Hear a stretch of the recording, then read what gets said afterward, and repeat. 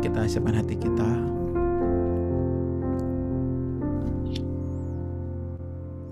Kita teduh sejenak.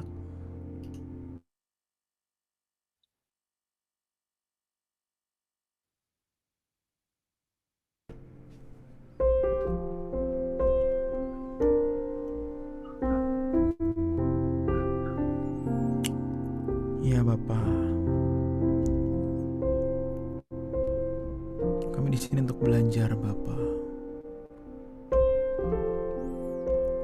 untuk mendengar isi hatimu Bapakku.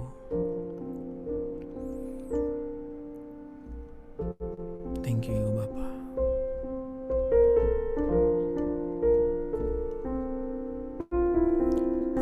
Pulihkan aku Tuhan dalam sisa hidupku ini. Segarkan jiwaku selalu oleh kuasa firman dan roh-Mu. Ubah hatiku, ubah hatiku Tuhan, untuk lebih mengasihi-Mu, mengutamakan Kau Yesus, mengutamakan Kau Yesus lebih dari dunia ini. Kita ulangi lagi. Mungkin ada yang bisa bantu cari liriknya terus di copy di kolom chat, biar kalau ada yang nggak hafal bisa nyanyiin. Ada di Google kok. Lagi.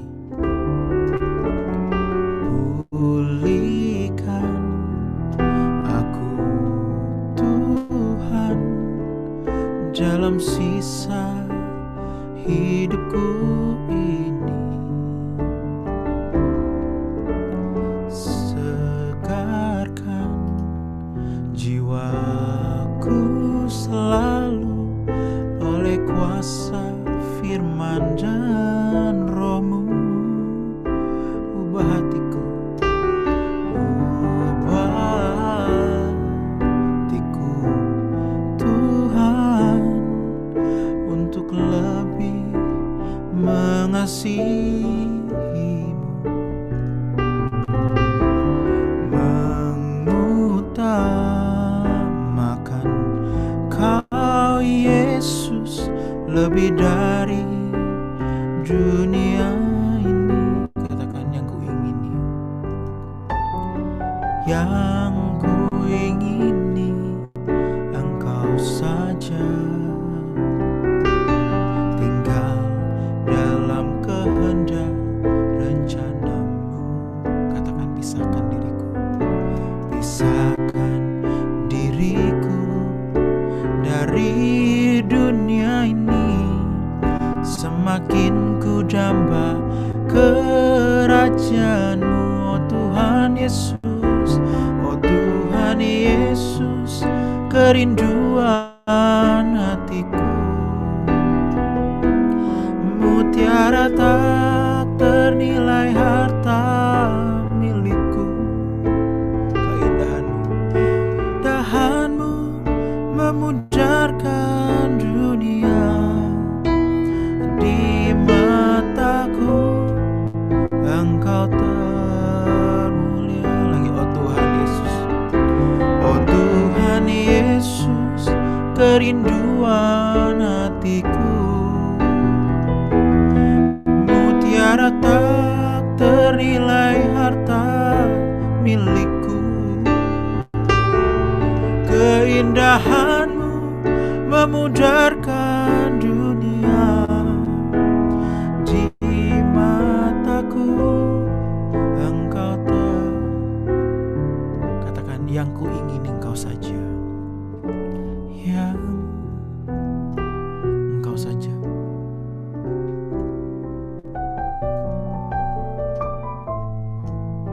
Kehendak rencana-Mu. Katakan dari hatimu, pisahkan diriku, pisahkan kami Bapa.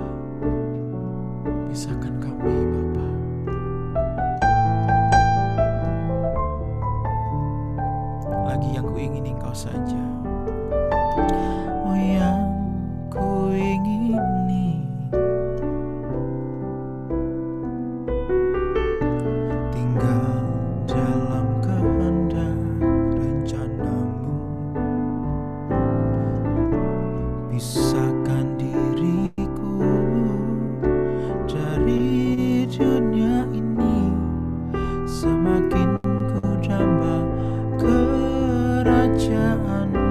Oh Tuhan Yesus, oh Tuhan Yesus, kerinduan hatiku, mutiara tak ternilai harta milikku. Keindahan memudarkan dunia di mataku, Engkau kalian saja katakan, oh Tuhan Yesus. Thank you Bapa, thank you.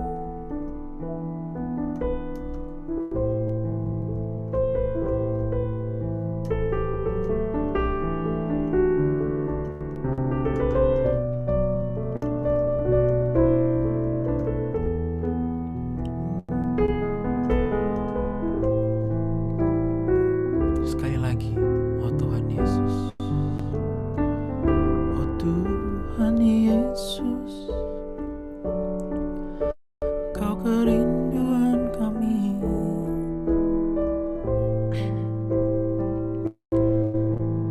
milikku,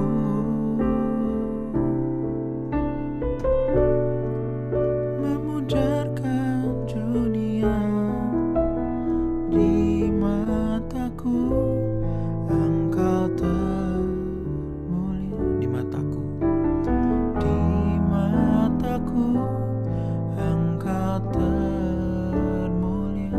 Sekali lagi, di mataku,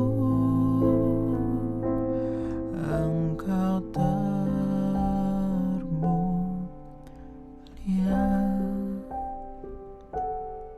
Bapa, kami hanya mau mendengar isi hati-Mu. Berbicaralah kepada kami, Bapa. Kami mau belajar, kami mau bertumbuh seperti-Mu. Kami mau semakin sempurna seperti-Mu, ya Bapa. Ajarkan kami segala hal yang Kau ajarkan kepada putra tunggal-Mu, agar kami sama seperti Dia. Thank you, Bapakku. Hanya dalam nama kami berdoa dan mengucap syukur. Haleluya. Amin.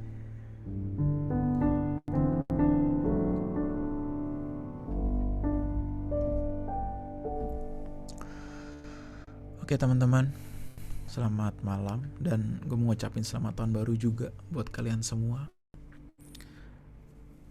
Salah satu komsel yang paling bikin gue surprise adalah komsel KG6.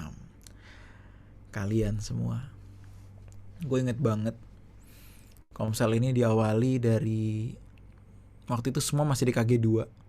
Seluruh komsel home Kelapa Gading itu di KG2. Sampai home di Bekasi pun semua di KG2. Itu di rumah gue. Pernah sebanyak yang ramai banget 40 orang di rumah gue. Itu udah kayak gereja kecil gitu loh. Itu duduknya sampai ke tangga-tangga, sampai ngelilingin ruang tamu semua udah gak muat. Sampai duduknya lapis 2. Ingat banget awal kita bikin komsel. Akhirnya mulai ada KG. Jadi saya lupa gimana ceritanya, tiba-tiba ada 1 dan saya jadi 2 gitu loh. Mungkin karena 1 dari umur, kalau jadi 1 lebih muda, gue jadi 2. Udah jalan 2, muncullah 3. Hari Sabtu juga sama seperti kalian. Habis 3 mulai Ijong jadi KG4.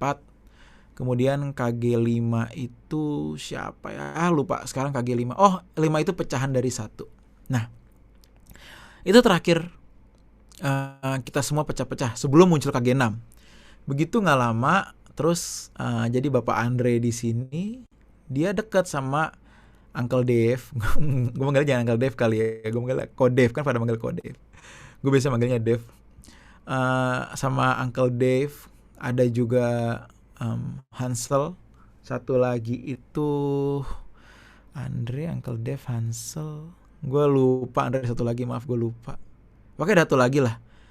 Nah, Putu, aduh Putu bener-bener. Itu Putu tuh, berempatan.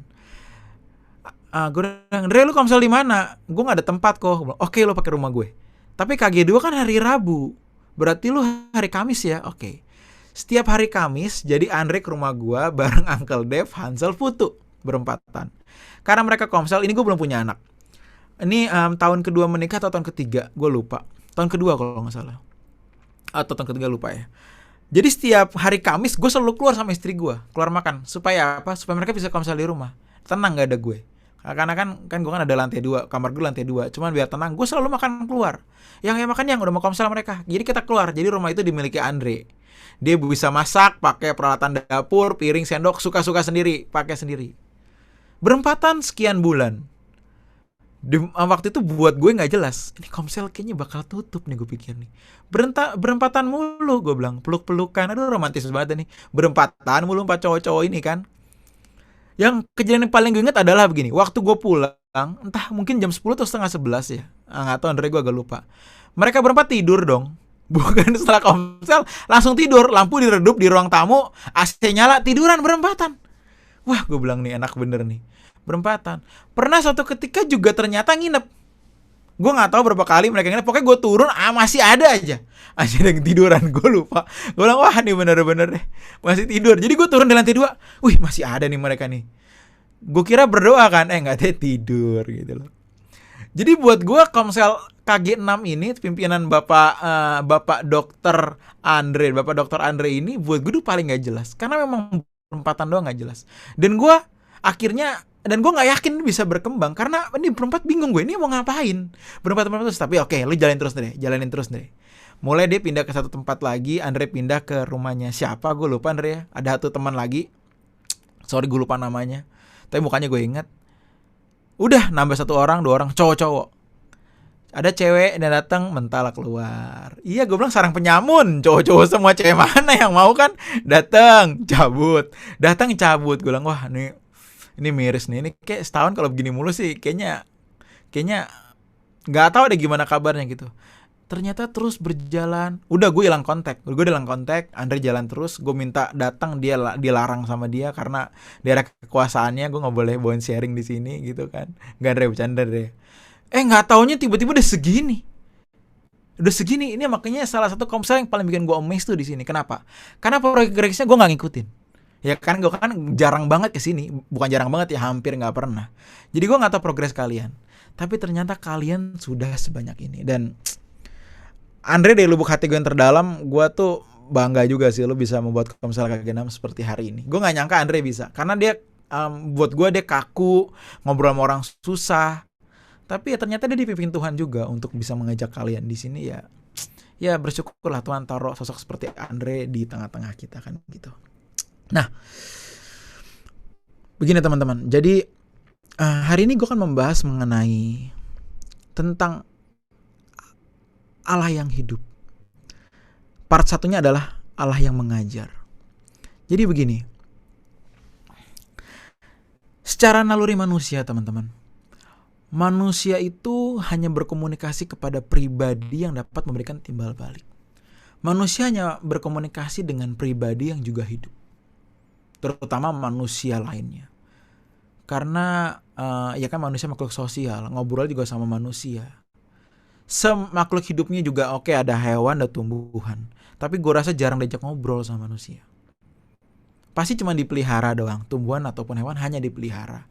Tapi komunikasinya dilakukan secara intens dengan sesama manusia. Kecuali ada orang gila, ngobrol sama tembok, ngobrol sama tiang listrik. Ya gue rasa di sini nggak ada, lu semua waras gitu loh. Jadi kalian akan berbicara ngobrol dengan sesama manusia yang dapat apa? Memberikan timbal balik, komunikasi balik kepada kalian. Itu namanya komunikasi interpersonal antar dua manusia ataupun lebih. Itu komunikasi. Nah, demikian juga teman-teman terhadap antara manusia dengan sesembahannya, dewanya ataupun Allahnya. Secara logika, dan yang juga kita lihat selama ini dimanapun, manusia itu menyembah pribadi yang dipercaya hidup. Di agama manapun, di kepercayaan manapun, akan menyembah pribadi yang hidup. Kalaupun tidak hidup, misalkan ada batu, patung, gunung, ataupun salib, itu kan benda mati ya. Itu dianggap sebagai perwakilan dari sesembahannya, dari Allahnya. Misalkan kemarin gue menguburkan family gue yang deket banget itu dengan liturgi Katolik. Jadi gue, bokap, nyokap, Fanny itu datang, kita ikutin ibadah Katolik. Kita diamnya berempat. Katolik kan banyak itunya, banyak liturginya kan, ada yang pakai asap-asap gitu segala macam ya. Terakhir sebelum dikubur, ambil pastornya ambil salib terus diginiin di atas petinya, didoain. Bla bla atas nama Putra Roh Kudus gitu-gitu. Salib ini kan dianggap sebagai perwakilan dari Allahnya. Salib ini dilihat sebagai perwakilan. Dan juga kita untuk ngomongin salib ya, biasanya orang taruh salib di rumah ataupun di kamarnya karena dianggap bisa ngusir setan. Jadi dia lebih tenang kalau ada salib, biar setan gak berani lewat. Kenapa? Itu dipercaya adalah perwakilan dari Allahnya yang hidup, walaupun bendanya mati. Sama seperti patung yang mewakili dewanya. Ada juga tempat-tempat tertentu yang dulunya pernah ada dewa atau Allah yang pernah di sini duduk, bertapa di sini. Itu jadi tempat sembahyang. Ada juga kayak begitu. Kuburan kakek saya, kakek buyut ya, itu sampai hari ini masih didoain. Karena dulu dia pemain wayang, dan dia pemain wayang dari kerajaan Kejawen kuno. Jadi memang darah seni keluarga gue mungkin mengalir dari situ, wayang, dari musik gitu loh. Itu punya ilmu, dan sampai hari ini kuburannya itu masih disembayangin orang. Dikasih saja. Nah itu buyut gue masih seperti itu. Dari bokap ya, dari Jawa ya. Nah, jadi secara logika manusia hanya menyembah pribadi yang dipercayai hidup, bukan mati. Nah, suatu kehebatan, keberuntungan, dan keistimewaan kita semua teman-teman sebagai orang percaya adalah kita memiliki Allah yang hidup. Gue gak bilang Allah agama lain mati, gue sama sekali gak berkata itu. Tetapi kita sebagai orang percaya, kita harus meyakini bahwa kita memiliki Allah yang hidup, Elohim Yahweh. Pribadi yang hidup, yang sudah ada dari sebelum ada waktu. Di luar waktu dia udah ada. Dia mengetahui segalanya. Ini Allah Bapa ya. Dari A sampai A terakhir, dia tahu. Jangan ditanya Allah Bapa muncul dari mana kok Evan. Jangan nanya itu, karena itu pertanyaan yang berbahaya. Even itu sangat menggelitik pemikiran kita. Dari mana Allah ya? Itu kalau kita masuk ke situ, sangat berbahaya. Kita bisa jadi ateis nanti, jadi gak percaya. Memang ada ranah-ranah yang kita gak bisa masuki sebagai orang Kristen. Itu pertanyaan yang seharusnya kita jangan bermain-main di sana. Itu sangat berbahaya. Yang pasti kita hari ini tahu adalah Allah itu hidup. Kenapa? Karena Allah itu menyertai kita. Lu hari ini tuh karena Allah. Karena Allah yang membawa kalian ke tempat ini untuk berkumpul bersama. Wah, kok Evan, enggak, perasaan gue di sini diajak sama misalkan sama Kodev, diajak sama Ko Andre ya, you name it. Apapun itu. Gue percaya dalam segala hal yang manusia temui dan lakukan, itu semua atas seizin. Apa yang terjadi dalam manusia, itu seizin Allah. Nah, Elohim Yahweh adalah pribadi yang hidup. Dan dikatakan hidup karena memiliki pribadi. Ia memiliki pikiran, perasaan, kehendak. Pribadi yang memiliki keinginan, rancangan, dan kreativitas. Itulah Allah kita. Bagi banyak orang, Allah yang hidup itu titik beratnya akan terletak biasanya di penjagaan, perlindungan, berkat, kuasa, dan mujizat. Udah bagus sih sebenarnya, banyak orang menyadari bahwa Allahnya hidup.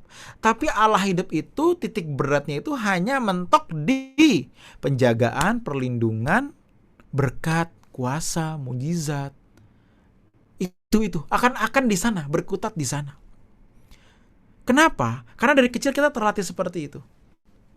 Sekali lagi ini gak menyalahkan pendidikan orang tua kita yang diajarin sama kita nih gengs. Karena gue kecil juga begitu. Zaman gue dulu ya, kan gue termasuk tua juga di sini kan gue. Ma minta Sega dong, zaman lu masih Sega. Atau Nintendo lebih dulu Nintendo kalau nggak salah. Iya kalau nggak salah Nintendo. Ma minta Nintendo dong, berdoa minta Tuhan sana. Ya gue berdoa, Tuhan minta Nintendo. Beneran dikasih. Terus, Ma muncul lagi Sega nih. Ma minta Sega dong. Minta Tuhan, kan lu kan keluarga gue bukan keluarga punya duit. Duitnya orang keluarga gue tuh abisnya di pelayanan gue. Jadi bener-bener kita tinggal di asrama, sekamar berempat. Ya mungkin Pak Eras pernah cerita juga. Gak ada duit. Pa minta Sega dong. Berdoa minta Tuhan aja, kata nyokap. Berdoa. Dikasih. Ngasihnya tiba-tiba ada jemaat ngasih, Pak, Tuhan suruh saya kasih duit ini ke Bapak buat beliin anak Bapak mainan. Nah, kayak gitu-gitu tuh. Makanya gue hari ini berkata Tuhan itu hidup. Kenapa? Karena gue mengalami. Bukan karena dalam otakku gue tahu Allah itu hidup. No. Tapi gue tuh mengalami dia. Bukan cuman gue tahu dengar kata orang Allah itu hidup, Allah itu ajaib. Ya amin. Tapi kalau gue gak ngalamin berarti ada yang salah dengan kekristenan gue. Karena harusnya anak Allah itu akan mengalami bapaknya. Kecuali lu notos, anak haram. Harusnya kita menjadi huyos, pangeran, yang harusnya mengalami bapaknya. Nah, banyak orang Kristen akan mentitik beratkan Allah yang hidup itu tadi di penjagaan, pelindungan, berkat, kuasa, mujizat dan lain sebagainya. Hal yang sifatnya jasmani, lahiriah. Selain karena kita diajarkan dari kecil seperti itu teman-teman, karena gereja juga mengajarkan hal yang sama. Minta tolong berdoa Gi. Minta berkat, ayo kita minta Tuhan berkat. Tuhan tuh jadi teman, minta ini, minta itu, minta ini, minta itu. Dari mimbar gereja sering digambarkan Allah yang hidup berkutat akan hal-hal yang di sini doang. Penjagaan, perlindungan, mujizat, mainnya di sini doang. Kasian banget loh. Kalau gue jadi Allah sih gue gimana ya? Ya elah. Masa lu ngurusin, masa lu ketemu gue cuma gini-gini doang, nak. Gue pribadi kali memiliki pikiran dan perasaan yang aku juga memiliki sesuatu yang aku harapkan kamu bisa melakukan gitu loh. Tapi sayang, hal ini yang terjadi sampai hari ini. Banyak orang tuh suka lupa ataupun gak sadar bahwa Allah adalah Bapa yang hidup, yang bukan hanya bisa memberkati ataupun menjaga, tetapi Bapa yang menghajar. Nah ini dia. Bapa yang mendidik, Bapa juga yang menghajar. Karena itu di kitab Ibrani 2 ayat 7 dikatakan, jika kamu harus menanggung ganjaran, Allah memperlakukan kamu seperti anak. Di manakah terdapat anak yang tidak dihajar oleh ayahnya? Kemudian Ibrani 12 ayat 8, tadi 12 ayat 7. Tetapi jikalau kamu bebas dari ganjaran yang harus diderita setiap orang, maka kamu bukanlah anak. Di sini maksudnya di huyos. Kamu bukanlah pangeran, tetapi anak-anak gampang, notos. Anak-anak gampang. Ini yang banyak orang gak sadar. Kita hanya berurusan sama Bapa untuk memenuhi apa yang kita mau. Sebenarnya kita ada itu untuk memenuhi keinginan dia. Kita gak berhak sebagai seorang anak untuk menuntut berbagai macam hal. Ingat hal ini. Sebenarnya orang Kristen yang dewasa itu gak akan menuntut bapaknya, tapi bersedia untuk dituntut oleh bapaknya. Ini tingkat kedewasaan kekristenan yang harusnya kita capai. Apalagi kalian, teman-teman dari home, harusnya kita semua sudah melangkah ke melangkah ke atmosfer atau ke wilayah ini gitu loh. Bukan cuma minta tolong, tapi menjadi pribadi yang bersedia untuk diatur, memenuhi kehendak Bapa. Tuhan mau nyuruh gue ngapain, gue yes. Gue harus jadi yes man bagi Bapa. Nah, membangun kesadaran bahwa Allah itu hidup memang baik. Tetapi sampai tingkat kedewasaan tertentu guys, sampai seumur kalian nih ya. Karena kalian sudah, gue udah anggap lu semua dewasa di sini. Harus berbeda. Kita harus memiliki kesadaran bahwa aku harus dibentuk. Aku harus menjadi seperti dia. Aku harus menjadi pribadi yang mengikuti maunya apa.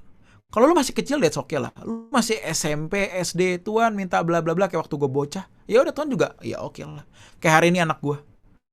Minta ini, minta itu, minta ditemenin sana. Ya minta terus, memang bisanya minta. Anak kecil bisanya minta. Tapi udah gede beda. Nah, kita harus membangun kesadaran seperti ini. Bahwa kita adalah anak yang harusnya bersedia untuk terus dimintain. Bersedia dituntut. Hidup di dalam Tuhan, teman-teman, artinya rela untuk dibentuk agar menjadi semakin seperti Dia. Karena Tuhan tidak mungkin hidup di dalam orang yang tidak seperti Dia. Nah, ini yang menyeramkan. Kita sadar bahwa Allah itu ada. Kita sadar, maksudnya di gereja sering banget diberikan jargon-jargon atau ya kata-kata bahwa Allah hidup di dalam kita. Sebenarnya Allah bingung hidup di dalam kita. Kenapa? Karena dia di dalam kita juga kita gak peduli.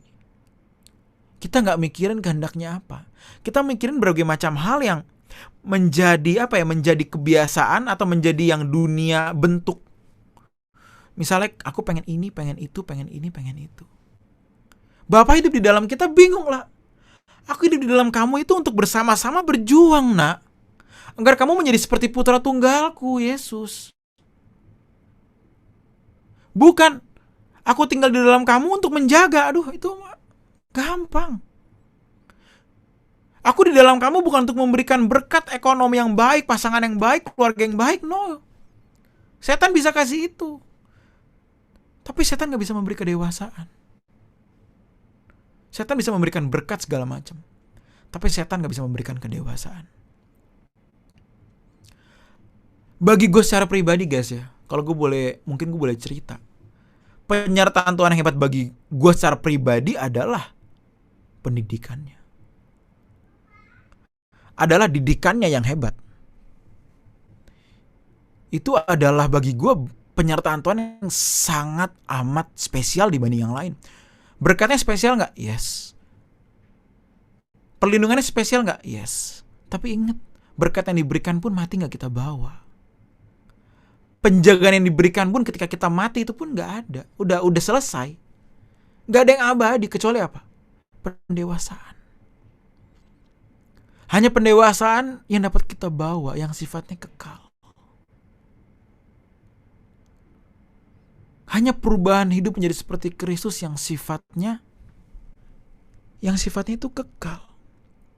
Semua akan kita tinggalin kok. Tuhan boleh kasih lu rumah? Boleh.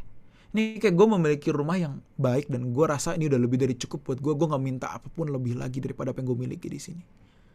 Kenapa? Ini cukup. Karena yang aku harus kejar adalah kesempurnaan. Bukan bagaimana besar rumah gue. Tuhan ngasih rumah gampang gak? Gila gampang banget kali. Dia memiliki alam semesta kok. Dia tinggal, gue punya rumah yang ratusan miliar di WGV, bisa. Tapi kalau itu gak membentuk kepribadian gue menjadi seperti Kristus, dia gak mungkin ngasih gue. Karena gak ada bapa yang ngasih anaknya ular. Gak ada, dia ngasih anaknya roti. Maka dikatakan apa? Cara dahulu kerajaan Allah dan kebenarannya, maka semua ditambahkan. Apa itu kerajaan Allah? Kerajaan Allah adalah bagaimana kita hidup dalam tatanan yang diciptakan. Bagaimana kita hidup dalam kehendaknya. Karena di surga nanti, lu tuh hidup dalam tatanan yang Allah buat. Dan harusnya bagaimana lu hidup di surga nanti, itu dari sekarang udah harusnya lu hidupi. Jadi lu jadi mau di surga seperti apa? Hari ini lu menjadi seperti itu dulu. Even lu masih tinggal di sini dan lu masih hidup. Dan lu masih berjuang melawan daging lu nih. Masih berjuang melawan daging ini, gak apa-apa. Tapi kita harus hidup dalam kehendaknya dia. Nah karena itu bagi gue pendewasaan itu sangat amat spesial guys. Tapi juga yang kedua apa? Sangat amat menyakitkan. Dihajar Tuhan itu dalam. Dihajar Tuhan itu, aduh. Apa ya? Bukan sakitnya, bukan kayak sakit digampar ya. Sakit lah. Tunggu ya JJ. Maaf ya. Lupa kunci pintu. Soalnya dia pasti nyari gue jam-jam segini, mau ngajak main terus tidur bareng. Oke. Jadi penyertaan Tuhan yang terhebat itu bagi gue adalah pendewasaan. Apalagi kita diberikan privilege karena memiliki karunia sulung roh kata Alkitab.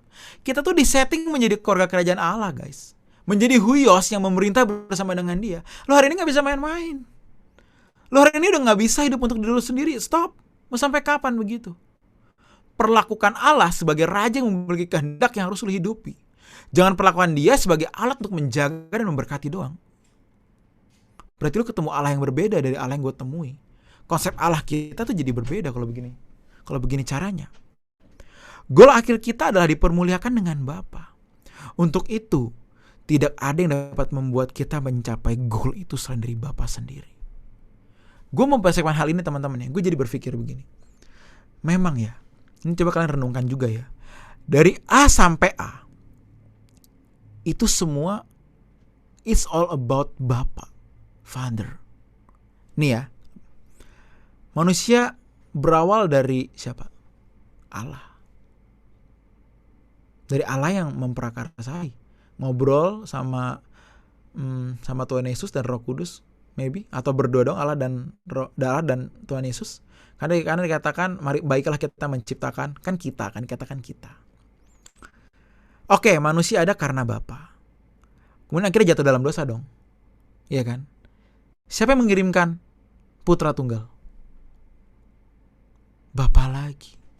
Karena tanpa kematian Tuhan Yesus Putra Tunggalnya, lu semua dan gue masuk neraka. Tapi Bapa lagi yang mengirimkan. Sekali lagi ya, ada Bapa pertama yang menciptakan, Bapa kedua lagi yang mengirimkan. Oke, akhirnya Tuhan turun dan akhirnya menang, menebus kita semua. Oke, setelah menang terus gimana? Apakah langsung masuk surga? Enggak kan? Bagaimana? Harus diproses. Siapa yang memproses kita? Bapa lagi. Roma 8 ayat 28. Allah turut bekerja dalam segala perkara mendatangkan kebaikan. Kita diproses oleh Bapa lagi. Semua Bapa. Begitu kita mati, kita kemana? Di rumah Bapakku banyak tempat tinggal. Gila, semua is all about Father. Lu pernah membayangkan gak? Tugas lu ngapain? Nafas. Dan meresponi kebenaran ini. Coba deh, lu gak bisa hidup tanpa Bapa. Dari awal tuh Bapa. Kita emang manusia disetting gak bisa bikin apa-apa kecuali nurut. Gila gak? Gue begitu persiapan ini gue baru nyadar. Iya juga ya. It's all about Him. Semua it's all about Bapa. Manusia ada karena idenya Bapa. Manusia ditebus karena Bapa yang mengirim. Kalau Bapa nggak ngirim Putra Tunggalnya gimana? Udahlah, kasihan lah Putra Tunggal gue, nggak usah dikirim lah. Masa gue tega banget jadi Bapa anak gue disalib. Dia ngirim loh. Dengan resiko apa?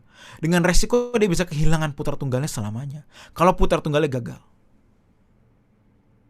Tuhan bisa gagal karena ia disamakan dengan manusia. Dikatakan di Alkitab. Jadi dia pun memiliki resiko untuk apa? Untuk kehilangan Putra Tunggalnya. Gila gak? Itu Bapa loh. Ketiga, ketika ditebus, setelah ditebus, terus siapa yang memproses kita? Bapa lagi. Kita diproses, terus kita mati. Ke rumah siapa? Ke rumah Bapa lagi yang udah siapin. Semua Bapa. Jadi sangat bodoh dan pendek banget pikiran kita.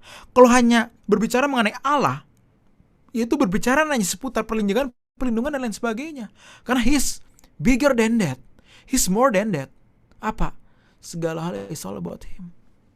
Karena itu kita udah sepatutnya berkata apa? Yang ku ingini Engkau saja.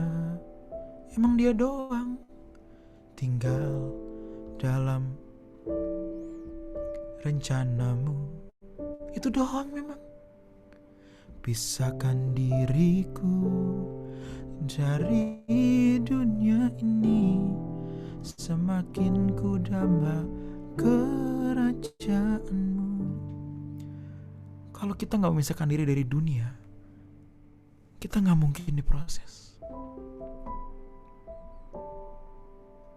Kalau kita gak memilih Allah sebagai satu-satunya kesenangan kita gak mungkin diproses. Karena Allah turut bekerja dalam segala perkara untuk mendatangkan kebaikan bagi orang yang apa? Mengasihi Dia. Dan kalau mengasihi Dia itu gak mungkin mengasihi dunia. Karena manusia gak mungkin mengabdi kepada dua Tuhan.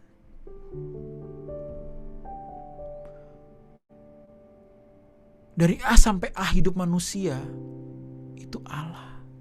Tugas kita apa? Nurut. Udah nurut. Oksigen itu gak jadi masalah. Kenapa? Kenapa Bapak gak bikin oksigen tuh menjadi something yang lu cari dengan susah payah? Kenapa? Karena tugas kamu bukan nyari oksigen, tapi nyari aku, nak. Karena kalau kamu repot nyari oksigen, kamu gak fokus nyari aku. Gila gak? Berpikir gak sih kita sedetil ini? Gue waktu persiapan hal ini gue jadi lebih melek lagi. Gila. Tugas kita cuman mencari kehendaknya. That's it. Itu doang. Kita jangan sombong hidup dari Allah semua kok. Kita belagu. Kalau kita udah masuk neraka kita nyesel. Jangan dong. Semua dari Dia, bagi Dia, dan untuk Dia. Kita gak akan bisa men-skip proses untuk disempurnakan. Karena itu Allah yang hidup Satu-satunya cara kita memandang dia adalah apa? Memandang dia sebagai pribadi yang dimana kita bersedia untuk diproses. That's it. Lu gak usah minta perlindungan deh, udah. Lu gak usah minta penjagaan dia, Bapak dia tahu segalanya kok. Berapa juta manusia yang dipimpin oleh Bapak selama ini? Berapa juta manusia yang terus dijaga oleh Bapak? Urusan ngejaga manusia itu bukan masalah bagi dia. Urusan melindungi, memberkati itu bukan masalah. Kenapa? Karena berjuta-juta manusia juga dijagain, dilindungin sama dia. Dengan apa? Dengan tatanannya, yaitu apa? Bertanggung jawab.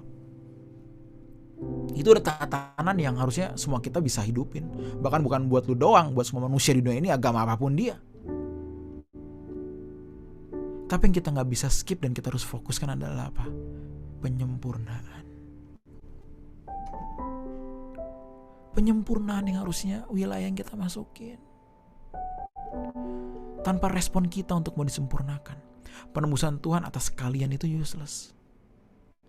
Buat orang lain enggak yang merespon itu, buat kalian yang menolak itu useless. Kenapa? Lu ditebus tapi lu masuk neraka juga. Useless jadinya. Pikiran kita harusnya satu, teman-teman. Bapa, aku hanya mau menyenangkan-Mu. That's it. Udah bertahun-tahun gue hidup dalam kehidupan berdoa yang bisa juga naik turun. Tapi setiap berdoa, misalnya ntar abis malam berdoa atau pagi bangun berdoa, atau karena gue jam 3 bisa bangun, gak ngantuk lagi gue berdoa. Satu hal yang begitu gue katakan ketemu Bapak, gue menghampiri, gue ngomong ini, Bapak, aku hanya mau disempurnakan, Bapak. Udah, itu doa gue. Gue ngomong ini bukan berarti gue hebat, enggak. Tapi gue tahu cuma itu doang yang gue butuhkan. Karena itu kan Bapak udah memberikan segalanya, and cukup. Istri yang baik, anak yang lucu, kondisi ekonomi yang baik, cukup kok. Gue udah sangat lebih dari cukup. Tapi yang kurang apa? Gue kurang berkenan. Even gue ngomong kayak gini, gue masih struggle untuk berkenan, teman-teman. Karena gue telat mulainya. Gue melihat dia sebagai Allah yang memproses itu belum lama. Dan kalian banyak yang lebih muda dari gue. Harusnya lu dari sekarang udah memulai itu semua. Penebusan itu baru start awal. Karena setelah penebusan baru memasuki proses. Setelah penebusan baru Tuhan mengirimkan apa? Roh penolong, Roh Kudus. Untuk apa? Untuk menyempurnakan kalian. Karena kalau Tuhan gak bangkit dan gak naik ke surga, Roh Kudus gak turun. Makanya Tuhan ngomong apa? Aku harus pulang. Kenapa? Agar aku bisa mengirimkan Roh Kudus, agar turun. Dan caraku supaya bisa naik ke surga gimana? Aku harus bangkit. Dan bagaimana caraku supaya bangkit? Aku harus taat. Karena itu dia berjuang untuk apa? Tuhan berjuang untuk menyelamatkan kalian dan gue. Kita gak layak hidup buat diri kita sendiri. Lu hidup untuk diri lu sendiri, lu pun masih dalam kacamatanya Bapak, ya elah nak. Kayak gue misalkan gue memelihara ikan cupang nih, gue pelihara ikan cupang nih. Mau dia bolak-balik kemanapun, di situ-situ aja. Lu pernah bayangin gak sih? Lu di kacamata Allah gitu. Aduh nah, lu mau kemana, lu di situ-situ juga, lu nurut aja. Lu mau kabur kemanapun gak bisa, kenapa? Gue lihat. Lu mau ngumpet bikin kesalahan pun gue lihat. Lu mau pindah agama pun lu tetap gue lihat. Tapi kalau kamu mengkhianatiku sampai kamu mati, aku gak bisa ngeliat kamu lagi selamanya. Berbahagialah kalian semua yang mau dihajar. Jangan memandang rendah diri kalian dengan berkata masa lalu gue buruk, gue rusak, gue nakal, hari ini gue udah bla bla bla, gue udah kecatatan A, B, C, D, anything, gue gak peduli. Karena kita semua dihajar, gak ada yang lebih lu dan gue. Bedanya di antara kita apa? Siapa yang mau dihajar lebih keras, yang berani, itu dia yang membedakan kita. Bukan dosanya seberapa banyak, gak dosa lu sama gue sama lah, sama rata semua. Bukan berarti lu seburuk gue ya, enggak, gue sih hancur banget. Tapi kita semua sama-sama mau diproses. Yang menyamakan kita, yang menyatukan home apa kira-kira? Apa yang menyatukan home? Perjuangannya. Tahu gak yang menyatukan kita tuh apa? Perjuangan. Perjuangan itu membuat kalian erat sebenarnya. Bukan sering ngumpul. Apa sih sering ngumpul? Ngumpul mah gampang. Tapi kalau gak berjuang, gak betah juga loh. Kenapa? Karena di sini harusnya tuh orang-orang yang isinya berjuang nih.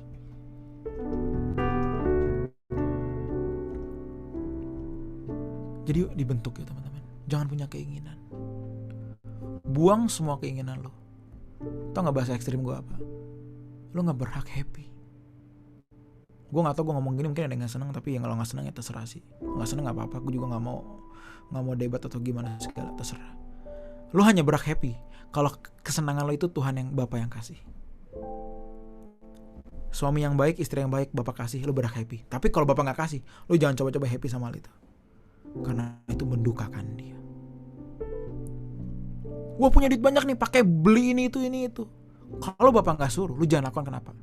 Karena yang happy cuma lu sendiri, tapi Bapak gak happy. Tapi kalau kesenangan yang Bapak kasih, di situ Bapak ikut bersenang-senang dengan kita. Aduh, itu kesenangan yang kudus.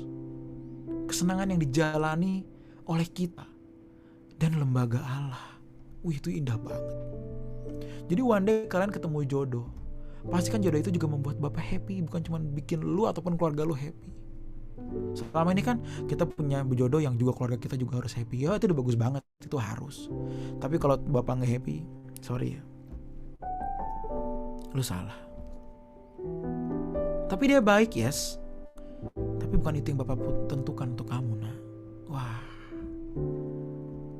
begini kan susah hidup jadi orang Kristen ya teman-teman ya. Repot loh. Terus gue harus gimana? Jadikan Bapak satu-satunya kesenanganmu. Waktu gue ngomong gini, waktu di Komsel KG 7 ada yang nanya, Koepan gimana caranya menjadikan Bapak kesenangan? Secara gue menyiksa daging gue juga, Koepan. Gue merasa gue menyiksa daging gue terus. Gue melakukan hal yang daging gue mau, tapi gue gak mau lakukan itu. Tapi itu menyakitkan, Koepan. Gimana caranya? Cuma satu caranya, cintai dia lebih dari kesenanganmu. Jadi saat kesenanganmu itu diambil, kamu gak akan down. Kenapa? Karena kesenanganmu bukan itu, tapi Bapak di surga. Sama seperti halnya kalian yang belum punya pacar, yang belum menikah, walaupun orang tua udah memaksa. Kok kamu gak pernah punya pacar? Kok kamu bla bla bla bla. Biasanya kan bonyok-bonyok kepo Indonesia kan begitu tuh. Bukan berarti mereka jelek ya, tapi ya budaya kan seperti itu. Kok gue belum married? Gak apa-apa, jangan down. Even akhirnya lo gak married sampai mati pun gak masalah harusnya. Kenapa? Karena lu tetap memiliki seseorang yang gak mungkin ninggalin lu kok. Siapa? Bapak. Harusnya senyata itu Bapak bagi kita. Senyata itu Bapak bagi kita. Jadi kalau kita berdoa, Bapak, lu tahu lu ngomong sama pribadi yang ada, nggak cuma ngawang nggak jelas, kayak nyari sinyal kalau berdoa kok Bapak nggak muncul. Kan orang jarang berdoa begitu.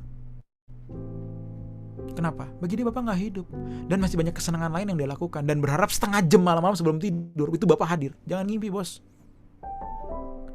Kalau pengen Bapak hadir dan lu mengalami Bapak secara nyata, 24 jam hidup lu harus bersama dengan Bapak. Jadi once lu berkata begitu malam, Bapak, ini aku, langsung connect. Kenapa? Dari pagi sampai malam gue sama Bapak terus. Hidupku kudus, aku menjaga diriku dengan bersih, baru layak ketemu Bapak. Maka orang nanya, Koepan gimana cara saat teduh supaya bisa ketemu Bapak? Aku ngerasa kering nih, gak ketemu kayak Tuhan yang gak ada nih, Roh Kudus kagak ada nih. Gue nanya, dari pagi lu ngapain? Bukan pada saat jam 2 itu lu fokus apa enggak. Dari pagi lu fokus enggak? Karena kalau dari pagi gak fokus, pernah ngerasain gak? Malam pas doang gak pernah fokus, betul gak? Otak lu kemana-mana, mikirin utang lah, bisnis lah, kerjaan lah, deadline segala macam. Kenapa? Karena dari pagi Bapak gak ada di sini. Makanya itu, apapun yang kita lakukan, apapun yang makan kita lakukan, apapun yang kita lakukan itu untuk Bapak, betul gak? Kenapa? Agar di sini cuma ada Bapak doang. Di sini cuma Bapak tok, gak ada yang lain. Bapak doang udah. Kerjaan gimana? Ya Bapak di dalam pekerjaanku, aku mau berkenan. Itu lo gak mungkin korupsi, gak mungkin lo nyolong, gak mungkin lo mengkhianati bos lo, gak mungkin. Kenapa? Karena Bapak di situ. Jadi teman-teman semua, bertobat yuk.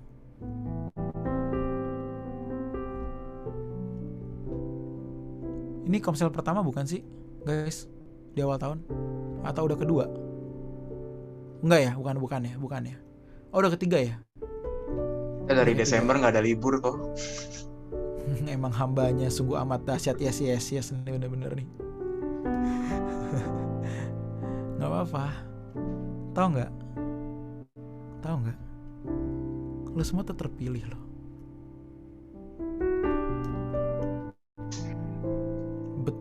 Betapa buruknya masa lalu lu, Tuhan Bapa tetap memilih lu. That's how special you are, really. Di hadapan gue adalah orang yang spesial, yang Bapa sisakan untuk melakukan pekerjaannya di dalam dunia yang bentar lagi hancur. Hanya segelintir dari manusia yang Bapa ambil untuk memenuhi pekerjaannya. And that's you guys. Koepan gue rusak, Koepan gak mungkin lah gue masih nonton film gak bener, gue masih jorok. I don't care. Lo terpilih, karena itu yuk responi panggilannya dengan sungguh-sungguh. Kalian orang-orang hebat. Dari Desember gak pernah libur. Yang lain setahu gue homeland, yang lain libur sih setahu gue ya. Setahu gue nih. Tapi kalau rata-rata home ini biasanya kalau awal bulan ini baru home kedua.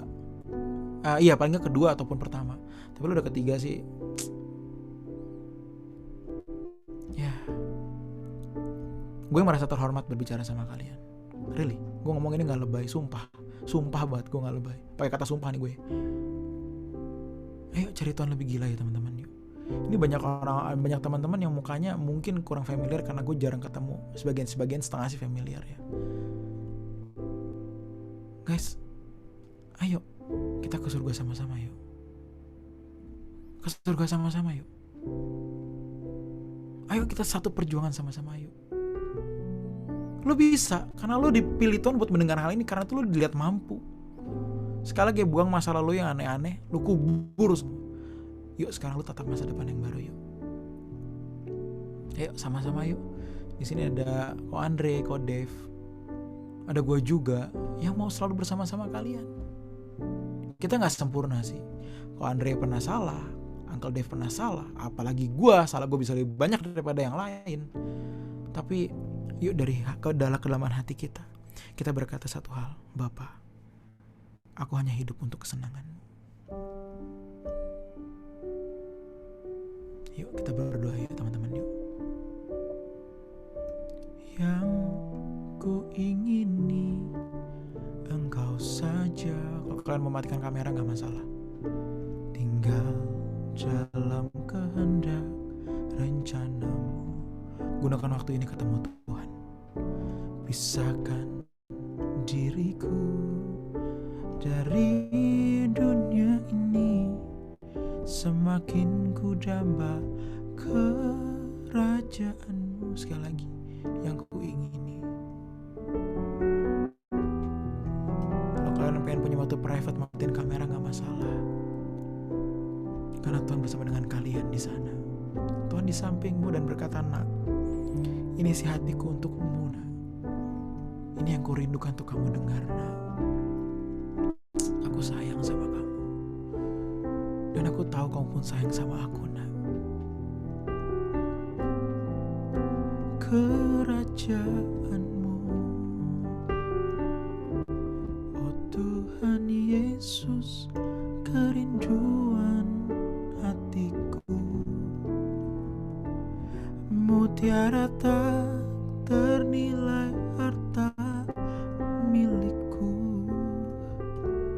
Keindahan-Mu memujarkan dunia.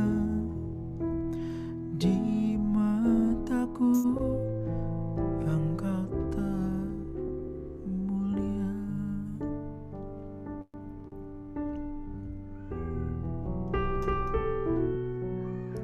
Engkau saja. Kalian katakan dengan lembut.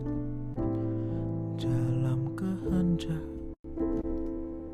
Katakan dari kedalaman hati yang paling dalam untuk Bapa di surga. Aduh, Bapak happy banget pasti melihat kalian yang sungguh-sungguh mau berubah. Pasti Bapak happy banget.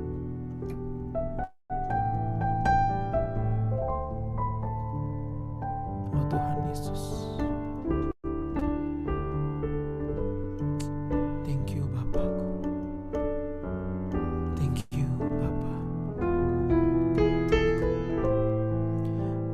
Harta milikku kau lebih dari segalanya Bapa.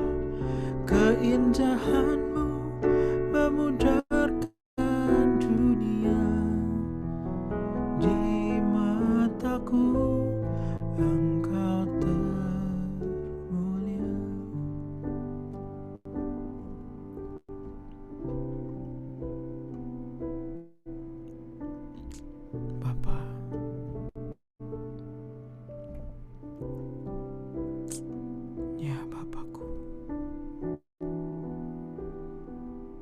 Thank you Engkau hadir di Komsel kami. Kehadiran-Mu tidak terikat oleh tempat. Kami tahu Engkau menghampiri kami satu persatu.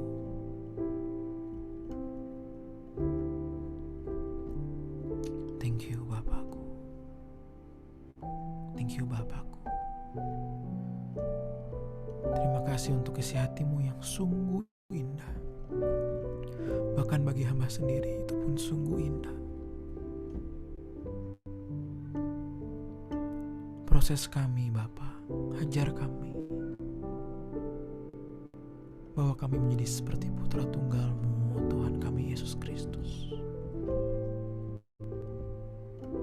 Kami menyerahkan hidup kami dalam tangan-Mu Bapakku. Masa depan kami, jodoh, pekerjaan, keluarga, pendidikan, anything. Aduh, Tuhan Kau atur aja deh apa yang terbaik. Kami gak mau memiliki rancangan kami di luar rancangan-Mu. Kau atur aja, kami mau ikut, kami mau taat. Thank you sekali lagi Bapakku. Thank you Bapakku. Haleluya. Amin.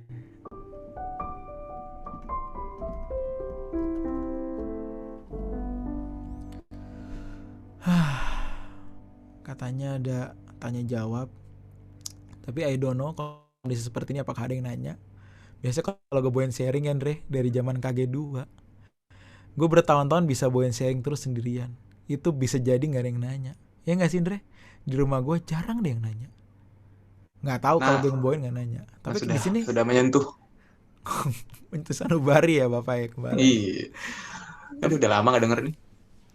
Udah lama ya. Minggu depan atau 2 minggu lagi kita mau bikin doa membuat seluruh home. Nanti Selasa besok dong kok. Selasa besok. Senin ini buat itu sekalian briefing pengurus home.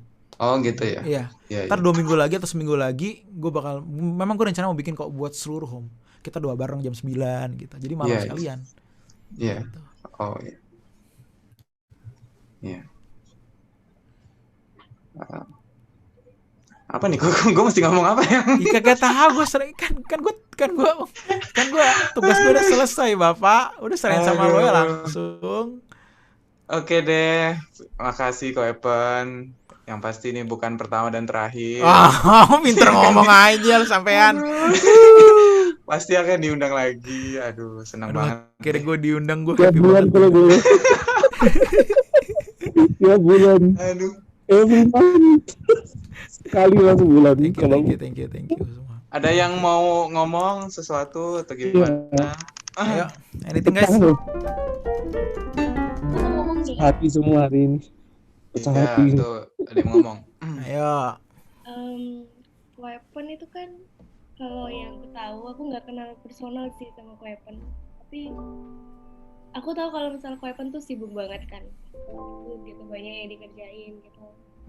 Dan kalau aku lihat gitu, aku sekali lagi nggak kenal pribadinya, tapi aku tuh bisa melihat Weapon tuh nggak ada perubahan gitu, bukan secara penampilan ya, tapi secara spirit gitu. Karena aku pengen tahu aja gitu, kan sibuk, banyak yang dikerjain, pusing gitu. Aku aja ya, masih mahasiswi, tapi kadang suka nggak fokus gitu loh sama konsep. Kita tuh ada dalam raknya Tuhan gitu kan.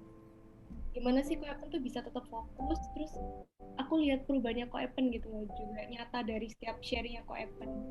Jujur ya aku, dulu tuh aku waktu awal-awal itu aku agak gimana gitu kalau pasti gak enak nih. Ini pasti gak enak nih. Gue udah siap-siap gak enak nih. Coba lebih dekat lagi mic-nya, Bat. Oh iya. Kini udah cukup belum? Oke. Iya, cukup nggak? Cukup kali ya. Oke, gimana? Nggak apa-apa. Gue seneng banget denger gini nih. Iya. Jadi bahan koreksi gue. Enggak. Ini dulu banget. Ini aku dulu juga paling belum bertemu banget gitu. Tapi kelihatan banget sih Ko Epen. Dulu aku jujur nggak seberapa gimana gitu kalau misal Ko Epen sharing, karena Ko Epen tuh teriak-teriak terus dulu kalau sharing. Tapi sekarang tuh nadanya tuh bisa lembut, bisa kayak masuk gitu loh. Tapi dulu tuh aku nggak masuk banget. Mungkin aku juga yang dulu juga nggak bener kali ya, jadi kayak sama aku kali ya. Tapi sekarang Ko Epen ngeliatin banget gitu dari spirit itu juga berubah. Terus yang mau aku tanyakan, meskipun Koepen sibuk banget, tapi gimana supaya aku tuh fokus gitu, fokus bahwa aku tuh harus mencari Tuhan gitu, kesenanganku cuma Tuhan. Terus aku ini dalam proyeknya Tuhan, karena kalau banyak masalah tuh biasanya orang nggak bisa fokus gitu. Nah gitu sih. Oke, thank you Elizabeth pertanyaannya. Ada dua hal sebenarnya. Ini buat gue nggak pernah ada yang nanya ini sama gue, baru lu doang yang ngomong ini sama gue. Dari sekian banyak gue nge-home, cuman lu yang satunya nanya kayak gini sama gue. Yang pertama adalah gue membayar mahal sih. Gue berani bayar mahal, even struggle, terseok-seok.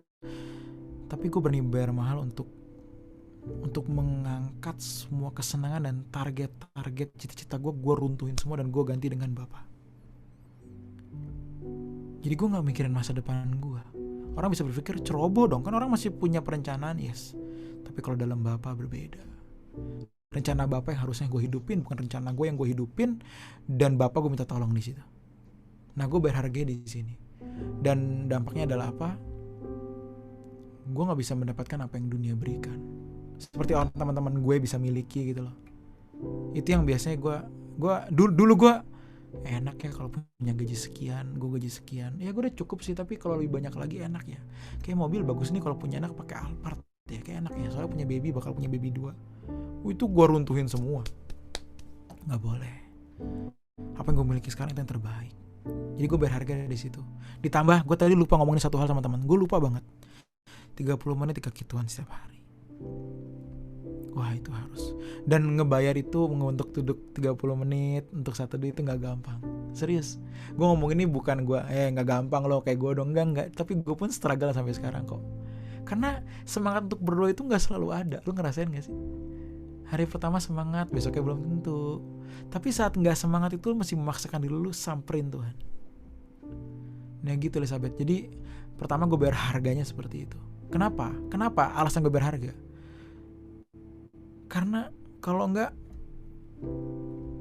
siapa yang bisa menjadi contoh di pemuda selain Pak Eras ya? Tahu nggak kenapa gue bisa ngajak kalian doa nyanyi gini? Ini sedikit cerita ya. Kenapa? Karena zaman dulu gue minta tolong sama berbagai macam pendeta, kita nggak ada yang bisa, nggak ada yang mau. Dulu kan Babe kan bikin sampai hari ini kan doa tiap Jumat, betul kan? Malam kan? Gue bilang pemuda nih pasti gak ikut. Jarang pemuda yang ikut doa. Wah sekarang gue pengen bikin doa nih di RYC dulu gitu. Dan gue open ke semuanya. Tanya inget gak sih Andre? Lu berapa kali ikut kan Andre? Doa tuh hari Sabtu siang jam 12 awalnya. Iya. Aduh gak ada yang bisa. Aduh kok bisa tolong gak kok? Om bisa bantuin gak? Kak bisa tolong gak? Bang tolongin dong. Gak ada yang bisa. Akhirnya gue ngomong apa? Harus gue yang bisa. Nah itu tuh Bet. Jadi gue belajar di situ jadi apa? Untuk pekerjaan Tuhan gue gak akan mengharapkan siapapun kecuali diri gue sendiri. Jadi gue ditinggal siapapun gue berani. Gue gak berharap sama siapapun buat nolong gue. Tapi kalau Tuhan kirim orang, yuk sama-sama jalan. Tapi kalau enggak, gue sendiri gue bisa. Kenapa? Karena gue bersama dengan Bapa. Gue jadi nekat Bet. Jadi gue bayar harganya untuk apa? Untuk bisa mengajak kalian berdoa kayak begini. Ini gue bayar harga untuk ini, bukan untuk yang lain. Untuk kalau gue ngomong tuh ada spirit yang mengalir, bukan cuma ide yang mengalir. Itu makanya gue pas mau sharing minggu ini, gue sharing dari hari Rabu, Kamis, Jumat, Sabtu, ini full nih sampai ini terakhir nih. Gue full setiap hari. Kalau dulu ya gue jarang berdoa ya, gue takut gue, sumpah. Gue bukannya takut ngomong, karena gue nggak takut ngomong, tapi gue takut kalau Tuhan nggak di situ. Tapi kalau gue menata hidup bener, jam doa bener, gue jaga diri gue, pikiran gue tetap bersih. Kalau ngomong gini gue yakin Tuhan akan hadir juga. Kenapa? Karena gue menjaga, gue membayar harga dengan apa yang gue bisa lakukan gitu loh. Dan karena itu gue ajak kalian semua yuk bayar harga yuk. Ayo kalian semua juga masih bayar harga. Sama-sama bayar harga lah. Sama-sama berjuang. Itu yang pertama tadi, bayar harga. Dan kedua adalah gini. Ini juga buat kalian juga ya. Ini gue jadi sharing lagi nih. Yang kedua adalah begini. Jangan pisahkan antara kesibukan dengan kehidupan bertuhan. Semua tumpuk jadi satu. Jangan, aduh aku sibuk tapi aku harus ketemu Bapak juga nih. Aku sibuk tapi aku harus juga menjaga perasaan Bapak. Enggak, semua jadi satu. Semua apa? Dalam rangka apa? Dalam rangka melayani Bapak. Nah itu. Jadi apapun yang kita lakukan, sesibuk-sibuknya kita, Di situ kita tetap menyenangkan Bapa. Jadi hubungan sama Bapa tuh nggak pernah putus. Koneksi sama Bapa tuh nggak pernah putus, nyambung terus. Mau di kantor kayak di kampus kayak di lu jaga toko kayak lu di apapun itu ya. Lu ketemu klien kayak Bapa tuh tetap dalam apa ya? Dalam daerah lu ketika lu bekerja gitu loh. Nah gitu tuh, Bet. Jadi mau lo sibuk gimana pun tetap Bapa bersama lo. Udah. Begitu aja terus-terusan. Entah Tuhan pimpin, Bapak pimpin, lu berubah kok. Pasti lu berubah. Kalau lu gak berubah, pasti ada yang salah sama kita. Tapi pasti berubah. Dan perubahan itu karena Bapak yang menghajar tadi. Hajaran Bapak itu merubah. Karena itu orang Kristen kalau gak berubah, berarti dia gak bertemu dengan Bapaknya. Pasti yakin gue. Kalau bertemu dengan Bapaknya pasti berubah. Oke, butuh waktu? Yes, butuh waktu. Tapi pasti berubah. Dan orang akan mencium perubahan itu. Jadi bukan buat Elizabeth doang, buat yang semua di sini, yuk kita bayar harga teman-teman. Bayar harga yuk. Gue sebenarnya ngomongnya kalau mau kasarnya ya, aduh maaf ya, gak usah punya cita-cita, sumpah. Gue ngomong ini takut, tapi bukan berarti nggak kerja keras ya. Karena Peres sudah kerja keras kan. 3 pilar hebat apa? Kekudusan, angkat berbumi baru, kerja keras kan. 3 pilar GSK ini. Kerja keras itu harus ada, tapi tanpa target. Mati gak lu? Lu kerja buat apa? Tahu kerja aja karena Tuhan nyuruh gue kerja kok. Kerja keras buat gue menghidupi keluarga gue kerja di situ. Tapi ntar jadi apa? Gak tahu. Wah, jangan punya target. Tapi ntar kalau gitu kalau hidup gue begini-begini gimana? Ya nggak apa-apa, gini-gini lu gini-gini bersama Tuhan, bukan gini-gini lu di mata manusia. Cuek aja. Oke? Taruh semuanya, tanggalkan semua dan Bapak menjadi nomor 1 di situ. Karena manusia nggak bisa mengabdi pada 2 Tuhan. Pasti 1. Gitu ya Elizabeth ya. Mudah-mudahan menjawab Elizabeth ya. Thank you pertanyaannya Elizabeth.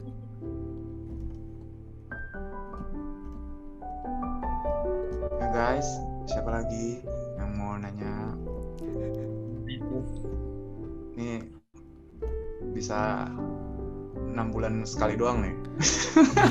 Ya lo ngundang gue 6 bulan sekali. Gimana? Jangan nyalain gue ya gengs. No. Saya mau nanya. Mau nanya. Oke. Satu-satu siapa dulu? Oh Sam ya? Iya. Kalau Sam skip aja deh. Ya Sam.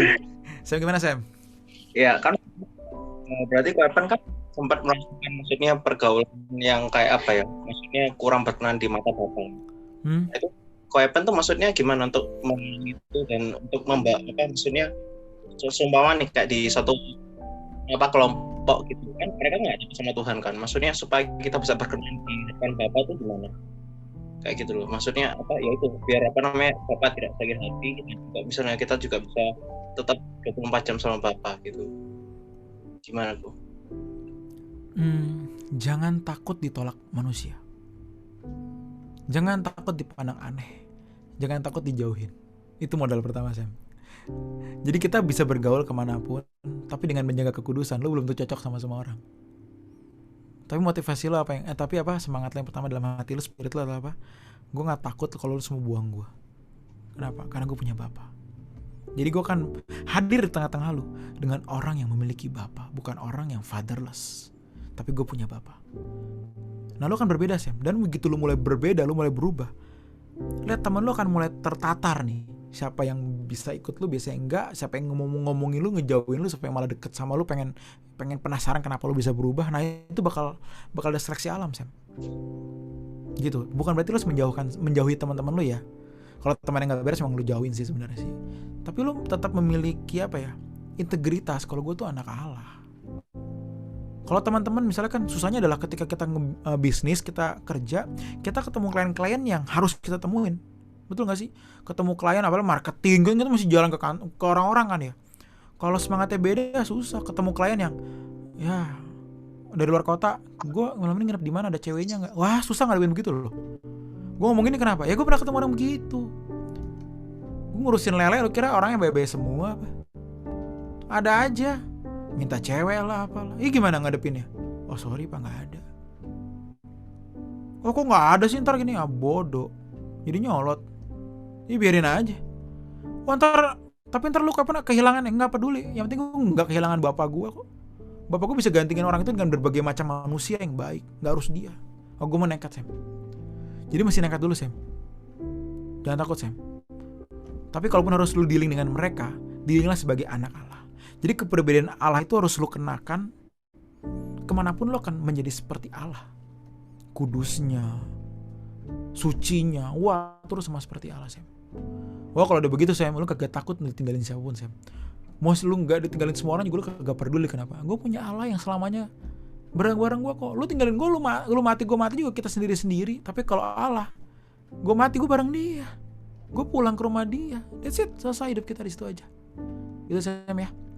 Mudah-mudahan membantu lu, Sam. Oke, Bapak Andre saya kembalikan. Ayo, satu lagi mungkin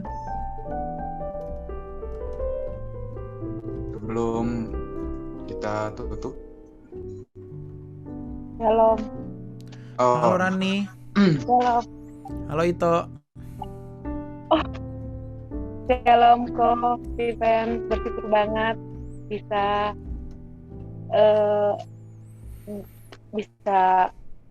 ikut ikut ibadah seperti ini sama Koko. Ini semua karena Tuhan. Aku benar-benar diberkati banget malam ini kok. Aku merasa benar-benar Tuhan memilih kita-kita yang ada di sini. Aku tersentuh banget dengan sharing kok. Oh, malam ini Tuhan benar-benar hidup. Aku benar-benar merasakan kehadiran Tuhan dalam hidupku. Syukur banget kok. Dan aku lagi-lagi bilang bersyukur banget sama Tuhan. Memang aku udah lama sih pengen dengar sharing Koko secara Zoom seperti ini. Biasanya dengar di RYC kan, di Truth ID. Terus malam ini bisa seperti ini, tatap muka gitu kan. Walaupun via online, senang banget. Ini seperti kehormatan bagi aku. Dikasih Tuhan kesempatan ini luar biasa bagi aku. Terima kasih Ko. Terima kasih juga Home Ke-6 sudah mengundang Koko ini. Sangat memberkati hidupku. Kok aku ada pergumulan kok gini kan, selama ini kan aku belajar untuk mengasihi orang yang menyakiti perasaanku, yang melukai hatiku, tapi memang aku masih bergumul dalam hal itu. Terkadang aku ingat perkataan firman Tuhan juga, kita juga pergaulan yang buruk merusakkan kebiasaan yang baik. Selama ini aku udah belajar mengampuni dia, belajar untuk mengasihi dia, orang yang selalu maksudnya kayaknya toksik sama aku lah menurutku, nggak pernah ngasih aku positif gitu kan. Aku belajar mengampuni, belajar untuk mengasihi gitu, tapi kok dia nggak berubah-berubah, maksudnya kok makin jadi nggak positif gitu. Jadi pengaruhnya nggak bagus. Terus gimana ini solusinya? Apakah aku harus menghindarin dia atau gimana? Padahal kan firman Tuhan juga harus mengasihi musuh ya. Kok gimana ini kayak bertolak belakang firman ini? Kok tolong kok solusinya. Thank you Rani. Kok jawab ya Rani. By the way, bukan kamu doang yang happy, aku pun happy ketemu kalian. Thank you Rani ya. Begini. Koko nggak tahu yang kamu tadi maksud siapa, dan Koko juga rasanya nggak perlu kamu ceritain di sini apakah keluarga atau apakah teman, sahabat, apapun itu Koko nggak tahu. Tapi yang pasti gini, mengampuni orang itu nggak usah mengharapkan perubahan dari dia. Semakin kamu berharap orang berubah, kamu akan semakin sakit, karena kamu nggak bisa mengontrol siapapun di dunia ini. Kamu mengampuni dia, kamu memaafkan dia, kamu belajar melupakan kesalahannya. Tapi soal dia berubah gak berubah, serahin sama Tuhan. Yang penting kamu selesai. Jangan kamu jadi gak selesai karena dia gak berubah. Cukup selesai sama diri kamu. Urusan dia. Ini berlaku buat siapapun dalam hidup kamu ya, Rani ya. Siapapun dia. Kalau dia gak mau berubah, ya udah oke. Yang penting aku yang berubah. Karena kamu mengalami itu buat kamu berubah. Ingat hal ini. Kamu mengalami itu supaya kamu berubah, bukan supaya orang itu berubah. Kamu mengalami ini karena kamu mau lagi dihajar Tuhan untuk berubah, bukan orang itu yang berubah. Jadi yang terpenting adalah kamu menjadi semakin seperti Kristus. Mau orang itu menjadi seperti apapun, kagak peduli, biarin aja. Jadi biarlah masalah ini gak menjadi pikiran bagi kamu. Yang menjadi pikiran adalah karena kita udah mengampuni, tapi kalau gak berubah, lu kayak gak tahu dirimu, udah ngampunin lu tuh capek kali, kenapa kagak berubah sih? Kan biasanya kita capek begitu.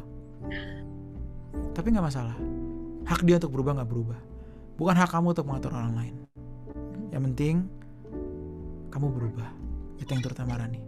Ya, dan serahkan semua dalam tangan Tuhan dan percayalah semua akan mendatangkan kebaikan untuk kamu. Iya, Saat waktunya selesai, saat waktunya datang dan Tuhan sudah melihat cukup kamu mengalami masalah ini akan selesai dengan sendirinya kok. Tapi kalau belum selesai berarti masih ada something yang belum selesai dalam diri kamu. Bukan dalam diri orang itu, ingat ya. Ingat sekali lagi, dalam diri kamu yang belum selesai. Oke Rani. Semangat Rani ya. Semangat ya Rani ya. Thank you Rani. Oke, satu lagi dari Yunike. Oh ya, kok Halo. sebelumnya thank you so much ya kok buat Sama-sama. sharingnya hari ini. Ini tampil dong mukanya. Nggak usah. Ini anaknya itu kok, bawa pendeta Allen kok, yang dari Medan. Ya ampun Ito.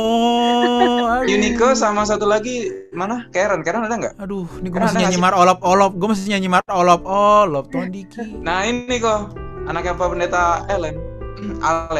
Iya pantesan kok kayak gue tahu ya elah. Ini bisa main keyboard nih orang nih. Iya, minggu depan katanya mau main. Gimana? Aku nanya Gimana ini? kok. Sebenarnya pas dari tadi gue sharing itu aku ngerasa kayaknya dunia ini kayaknya bakal bentar lagi lah gitu. Lo jadi peramal kedua lo, kan ada peramal yang lagi rame keduanya lo kayaknya. Enggak, karena aku merasa kayaknya cepet gitu loh. Kita di masa muda kayak gini udah kenal kayak gini. Tapi makin pas aku bilang itu, aku merasa kayak belum layak banget gitu, masih berdosa banget, masih gampang masuk neraka gitu. Kira-kira bisa nggak ya bilang sama Tuhan dispensasi dong, panjangin waktu sampai kita sempurna, boleh nggak sih kayak gitu request? Kira-kira kayak bentar lagi gitu, pas kita dipanggil pas sempurna aja. Takut. Bisa nggak sih kok?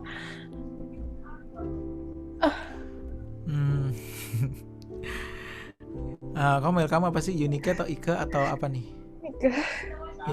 Ike. Aduh, Ike. Baru dengar pertama kali orang ngomong kayak lu minta dispensasi. Ini gue baru dengar dari lu Ito. Pertama kali baru dengar nih. Lu orang yang mengasihi Tuhan, Ike. Lu orang yang Tuhan persiapkan untuk something yang hebat. Jadi ikutilah proses dengan baik karena waktunya tepat untuk lo. Percayalah Ika. Untuk kamu waktunya tepat banget. Karena kamu orang yang mau dibentuk, kamu orang yang mau berubah. Jadi kalau kamu merasa kok gue gak berubah-berubah, kok gue enggak. Yang tahu itu semua cuman Bapa. Cuman Bapa yang tahu nilai lo. Lo pun gak tahu. Jadi kalau gue gak diterima ntar gimana? No. Gak usah berpikir begitu. Lakukan bagian lo hari ini dengan maksimal, dengan penuh tanggung jawab ya Ika ya. Aduh, Tuhan tuh sayang banget sama lo Ika, beneran. Bokap lo itu salah satu panglima besar GSKI di Medan.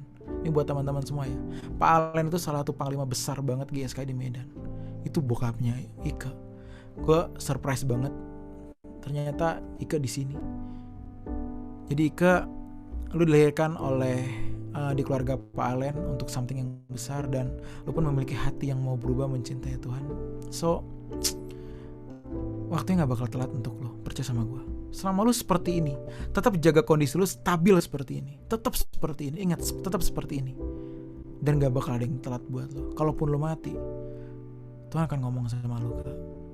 Bapak akan ngomong, nak, aku bangga sama kamu karena kamu udah menyelesaikan tugasmu dengan sangat baik. Kamu anak yang patut kubanggakan, Ika. Dan buat kalian semua, harapkan kata-kata ini dari Bapak. Hizkia, kamu anakku yang kubanggakan. Sam, Dewi, Evelyn, Azer, Ruth, Mona Lisa, Elizabeth. Gue masih nyebutin semua teman-teman ya. Dan percayalah ini gue lagi baca nama lo semua nih. Ada Devi juga, Melia, Yestia, dan siapapun nama yang gue gak sebut, sorry. Lu bayangkan ketika lo mati nama lo disebut. Let's say gue, Pan, aku bangga sama kamu. Udah waktu yang tepat kamu pulang. Ayo kita tur keliling surga. Gue pengen denger itu doang. Dan katanya gue di sana, ayo tur yuk, bareng siapa? Tuhan, bareng teman-teman dari Home KG6. Wah gila gak sih? Kece banget. Jadi yuk semua semangat ya. Ika, gue happy banget memiliki lu di sini, dan gue juga gue happy banget punya kalian semua di sini. Sumpah gue semangat minta ampun gue punya kalian, dan lu pun memiliki gue nggak jauh, sumpah gue hanya sejauh WA lu, gue hanya sejauh DM IG lu chat gue kapanpun, nanya kapanpun, gue akan selalu ada. Kelar COVID, gue masih ketemu kalian. Mau Andre ngelarang gue nggak peduli, gue mau tetap nyamperin kalian. Ingat nih, gue akan tetap nyamperin kalian, gue akan ketemu dengan kalian lagi. Oke? Semangat semuanya ya. Sekali lagi thank you buat kesempatan ini. Gue pun diberkati banget, sumpah gue sangat diberkati banget di sini. Sekali lagi thank you Andre, thank you buat kesempatannya dan semua. Ya, gue akan ketemu kalian lagi soon. Foto dulu dong. Ya. Foto dulu. Yuk. Kalau on time.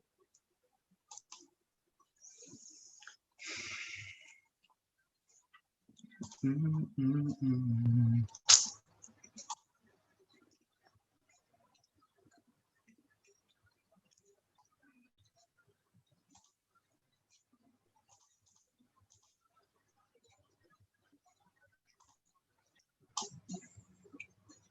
akan ngajak kalian untuk kitab Rut.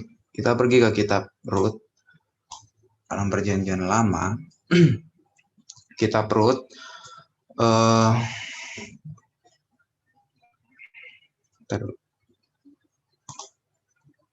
Ibet itu bisa nggak sih Bet kalau lu jadi co-host gitu-gitu loh? Karena kalau ada yang belum selesai, ini gue mesti send manual. Kan nantilah. Nah, Andre, sorry Andre. Karen ya? katanya di invite, soalnya Karen nyasar ke grup cowok. Hah? Nyasar? Yang cowok. Lah. Oke, udah.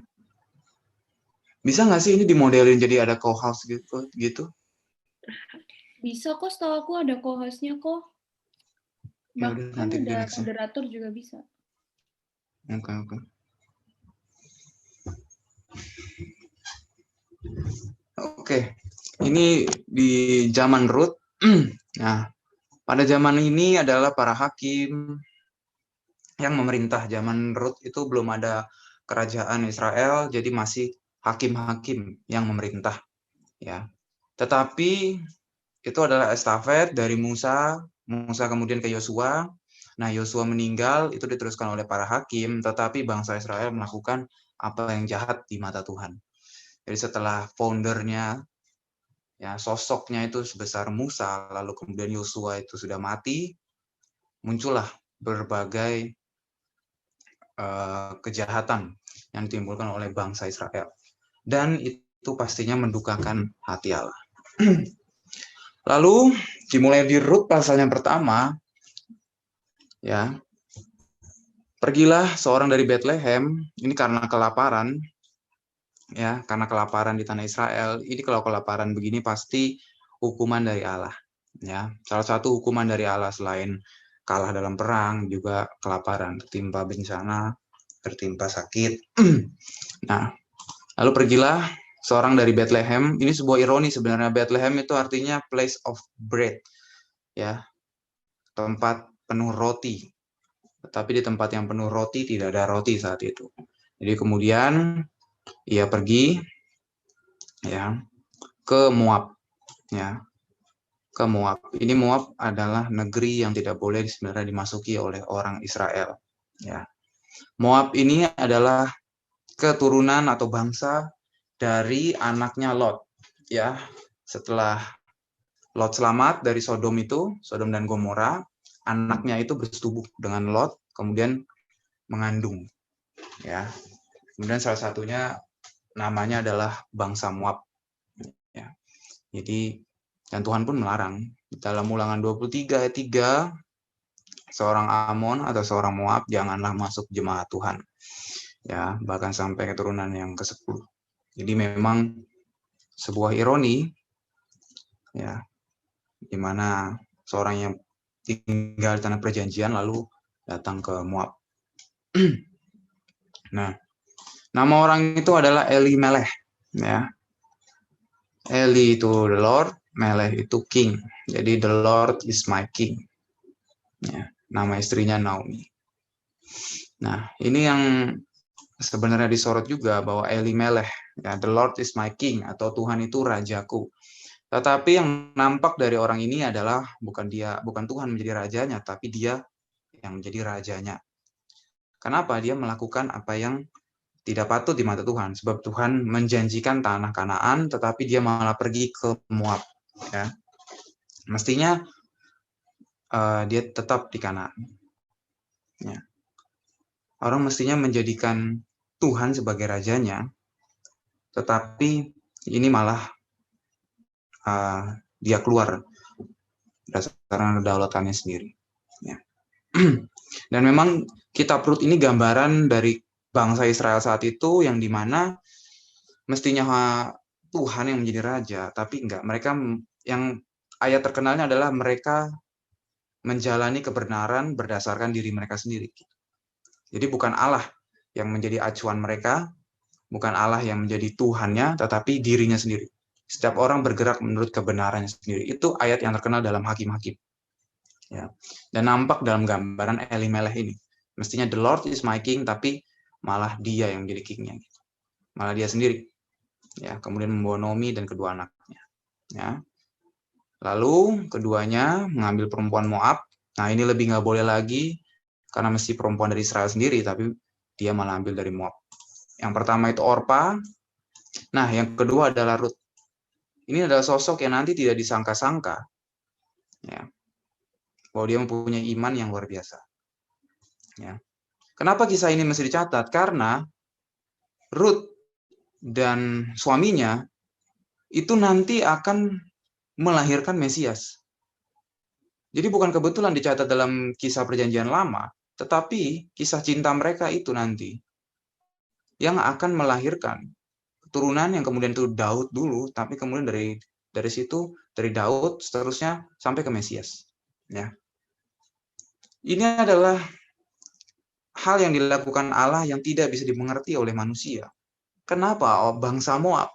Ya, kenapa bangsa Moab itu bisa dipilih Allah untuk melahirkan Mesias, yaitu Yesus sendiri? Ya. Bangsa Moab, bangsa yang ditolak oleh Allah, bangsa yang sebenarnya lahir dari hubungan yang salah antara Lot dengan anaknya, ya. Tapi dipilih Allah. Ya. Jadi memang dengan begini tuh ya, orang tuh tidak boleh berkubang di masa lalunya yang kelam, karena Tuhan tuh bisa membuat sejarah yang baru. Ya. Ada juga Rahab, ya. Kalau one day sampai di Rahab, kita akan bahas Rahab. Rahab itu pelacur dan kemudian menjadi nenek moyang Mesias, coba bayangin. Ya. Daud juga, tapi tetap jadi nenek moyang Mesias. Bentar dulu. Jadi betapa seorang tidak boleh terikat dengan masa lalunya. Oke lah, punya masa lalu buruk bagaimanapun, tapi tetap Tuhan bisa ubah. Ya, itu bukan slogan biasa, slogan menyenangkan hati, bukan. Memang itu beneran, karena memang ini kisahnya begini. Dari bangsa Moab bisa loh nanti melahirkan Mesias, yaitu Rut. Dan nanti Rut punya iman yang luar biasa yang kita nggak nyangka. Rut itu bisa begitu. Ya. Nah, lalu jadi ini udah diam, lalu dia mengambil Orpa dan Rut, tetapi kemudian matilah keduanya, matilah Mahlon dan Kilion, ini anaknya Naomi, dan Elimelech ini dia mati, sehingga perempuan itu kehilangan kedua anaknya dan suaminya. Ya. Kemudian ia berkemas dengan menantunya dari Moab, dan dia mau balik lagi ke Israel, karena dia udah dengar bahwa Tuhan memperhatikan umat. Ya. Jadi memang keputusan Elimelech tadi yang pindah ke Moab itu memang bukan keputusan yang tepat, karena setelah itu dia harus balik lagi. Justru Tuhan akhirnya mendengar seruan orang Israel dan akhirnya memulihkan kembali. Gitu. Makanya kita jangan coba-coba cepat-cepat mengambil keputusan. Memang nampaknya mungkin kelihatannya enak, nikmat. Tetapi hati-hati, belum tentu itu sesuai kehendak Tuhan. Ya.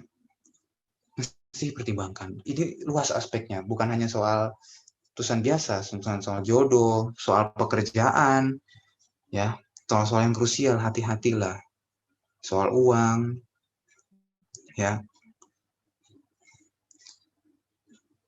Tadi seperti yang Ko Epen bilang, itu dia mau punya Alphard, tapi udahlah gitu.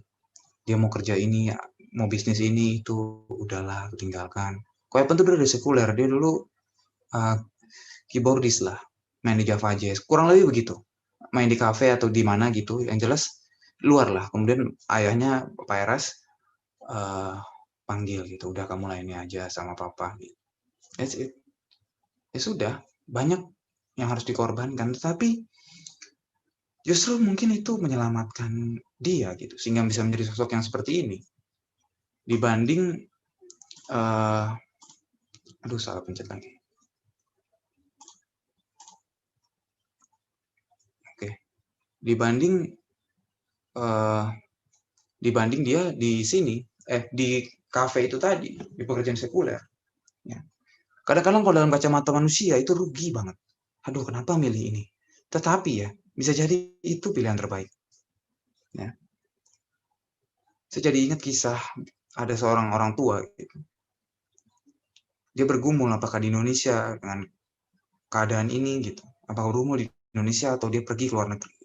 Ada dua pergumulan itu. Dan akhirnya dia bergumul, akhirnya dia memutuskan lah, udahlah kita keluar negeri aja. Gitu. Bergumul di sini, gue nggak tahu sih ke Tuhan apa gimana, tapi yang jelas dia memutuskan akhirnya ya udah keluar negeri lah.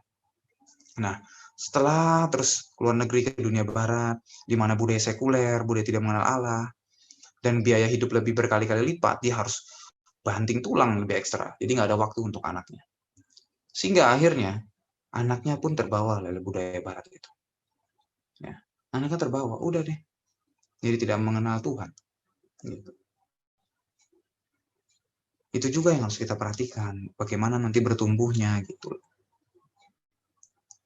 Tidak perlu sampai ke dunia barat, sekarang YouTube pun juga. Apakah dengan YouTube kita, atau dengan media yang ada, apakah kira kita semakin dekat ke Tuhan atau malah semakin jauh? Itu pun juga kita harus pertimbangkan. Yang sampai tidak sesuai dengan iman yang kita jalani ini, suara kebenaran. Jodoh apalagi, wah itu krusial banget deh. Ya, jangan sampai gitu.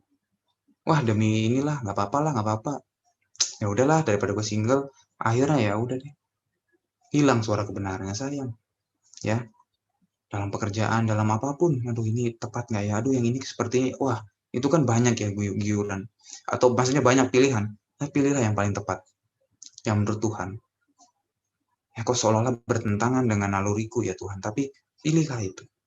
Ya, jangan-jangan pilihan itu ya, walaupun sempit, walaupun membawa kita kepada kesesakan, tapi ternyata itu berujung pada jalan yang luas, yang lebar, gitu.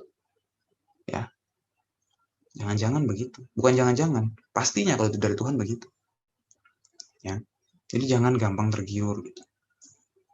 Ya, untuk mau normal lagi, mau wajar lagi di dunia. Ya, saya akan berjuang terus untuk nggak normal gitu di mata manusia, tapi normal di mata Allah. Ya. Nah, akhirnya dia berangkat, dia kembali ke Israel. Nah, ketika mereka sedang di jalan mau pulang ke Yehuda itu Israel, berkatalah Naomi kepada kedua menantunya, pergilah, pulanglah masing-masing ke rumah ibunya.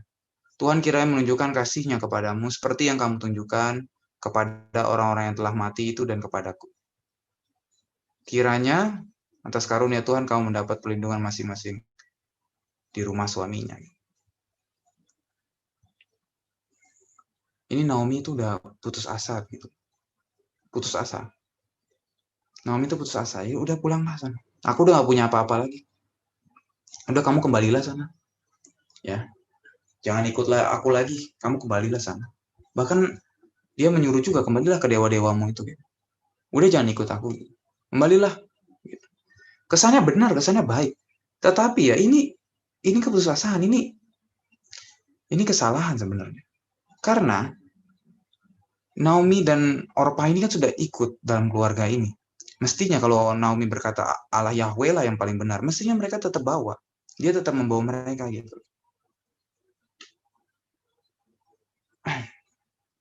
Bentar. Tapi karena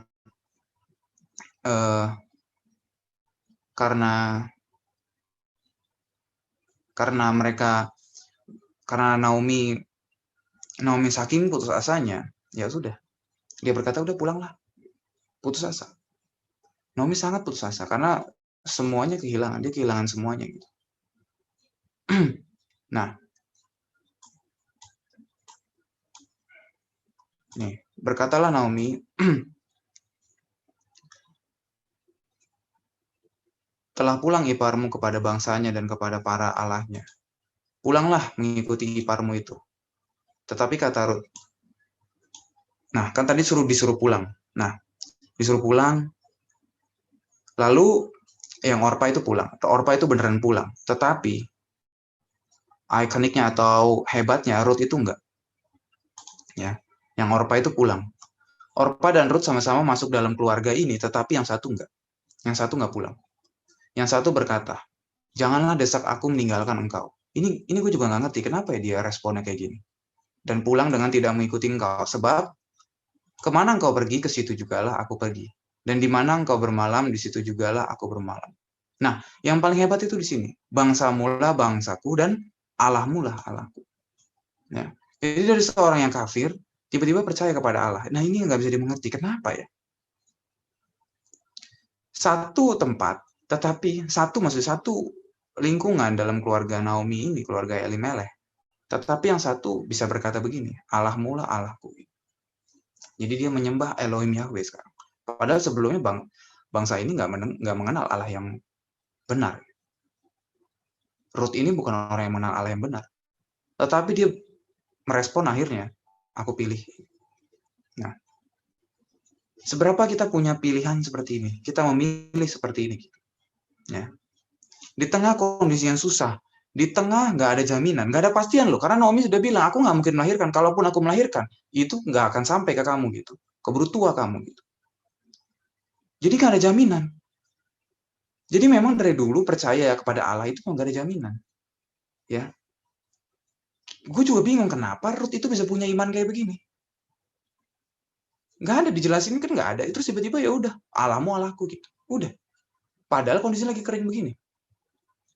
Ya. Jelas-jelas Naomi itu seperti kena kutuk loh. Anaknya hilang, anaknya mati. Jadi seperti kena kutuk, tetapi dia bisa berkata Allahmu Allahku. Aku tetap mengikut engkau. Wah, itu hebat banget. Nggak ada jaminan, nggak ada garansi apapun, ke depan nggak ada apapun gitu. Udah, tetap aja ya udah jangan desak aku pulang, Allahmu Allahku. Loh. Nah, kalau kita berani nggak bulat begitu? Mestinya kalau kita memang memilih Tuhan Yesus Kristus, ya sudah, ini saja. Tuhan Yesus itu berpribadi, ya sudah, pribadi ini yang kita senangkan. Lebih dari kesenangan kita. Jadi yang lain itu seperti diabaikan. Bukan diabaikan, dihilangkan saja. Gitu. Jadi hanya satu sosok ini yang bernilai. Ya. Biar bulat gitu. Memang jadi konyol, misalnya setiap hari bisa memikirin Tuhan senang nggak ya?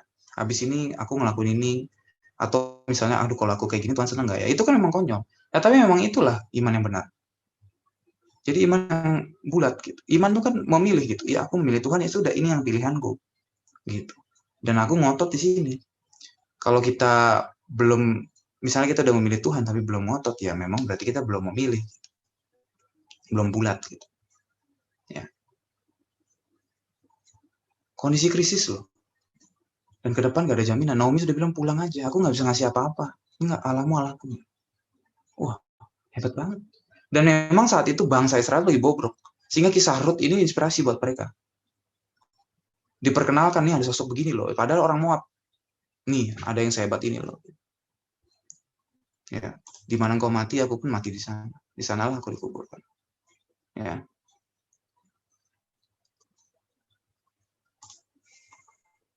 Kok si Doni udah dimasukin tadi? Udah. Ya. Jadi itu harga yang harus kita bayar. Mesti bulat. Nggak ada jaminan, oke, nggak apa-apa. Ya. Nanti kisah sampai keempat itu menakjubkan kisah-kisah Rut ini. Nanti kita bahas sampai keempat. Ya. Kayaknya yang cowok udah nyariin gue dari tadi, ya udah ntar lagi gue udahin. Bener-bener. Ya. Nanti kita bahas sampai di Rut pasal 4. Ya. Kalau bisa. Rahab. Saya akan bahas tokoh-tokoh yang wanita. Ya. Memang agak lucu kenapa wanita itu harus pendalaman Alkitab. Karena saya nggak mau bawa itu ke perasaan. Dari dulu khotbah paling enak tuh ke wanita. Kenapa? Gampang nangis. That's it. Gampang nangis. Khotbahnya bawanya perasaan. Nggak mau. Saya mau logika.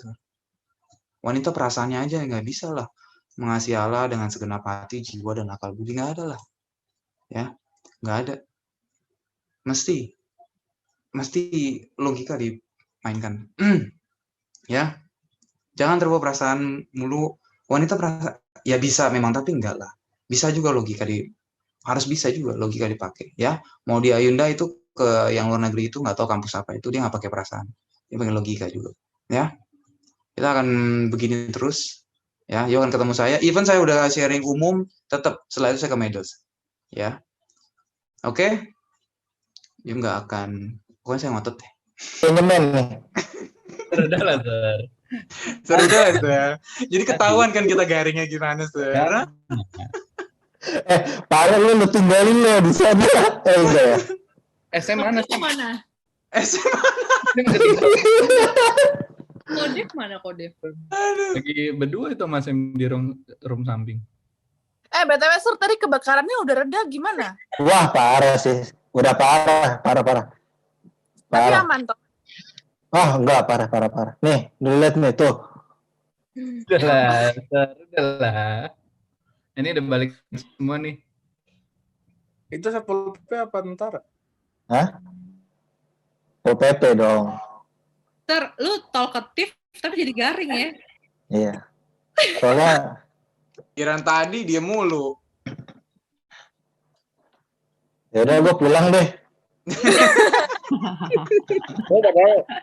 Udahlah. Jadi bukan semua kuncian itu. Lagi nunggu. Guys, pokoknya gue ngomong aja ya ke cewek-cewek ini ya. Jangan. Enggak vulgar. Pokoknya Ya, nanti aja parah. ada sesuatu yang Buzzer. seru ya. Pokoknya ada sesuatu yang seru lah. Di Sabtu depan ya. Ya pokoknya Keren, diatur men. lah. Sabtu depan kan itu ya? Iya, Sabtu. mau kapan lagi kan? Sabtu kemarin deh. Kirain hari ini dramanya kirain hari ini. Iya, ditunggu. Drama apa sih, Bet? Kan udah latihan Kamis kemarin juga sih. Latihan kan Kamis kemarin. Enggak dong. Ini bukan drama ini.